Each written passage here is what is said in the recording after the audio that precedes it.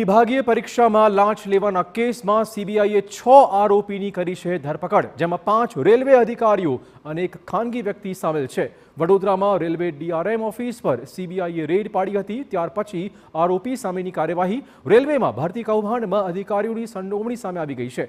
આરોપી અધિકારીઓ ખાનગી વ્યક્તિ અને અજાણ્યા અન્ય લોકો સાથે કાવતરું ઘડીને રેલવે વિભાગીય પરીક્ષામાં બેઠેલા ઉમેદવારો પાસેથી આગામી પરીક્ષામાં પસંદગીનું વચન આપીને રૂપિયા વસૂલતા હોવાનો આરોપ છે।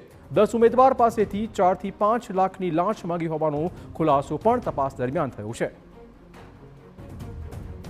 ગુજરાતના વડોદરા સહિત 11 સ્થળોએ આરોપીના રહેણાંક અને સત્તાવાર પરિસરમાં સીબીઆઈએ રેડ પાડી હતી, જેમાં 650 ગ્રામ સોનાની લગડી, 5 લાખ રૂપિયા રોકડા, ઇલેક્ટ્રોનિક ગેઝેટ્સ અને દસ્તાવેજ વગેરે કબજે કરાયા છે।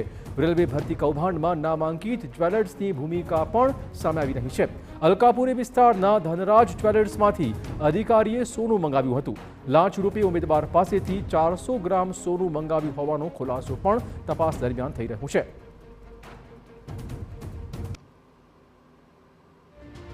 તો રેલમાં દિલ્હીની ટીમ પણ જોડાઈ હતી। રેલવે ભરતીના કૌભાંડમાં રેલવેના અધિકારીઓની સંડોવણી સામે આવી છે। આ કેસમાં 6 આરોપી, જેમાં 5 રેલવે અધિકારી છે, તેમની ધરપકડ કરી લેવાઈ છે।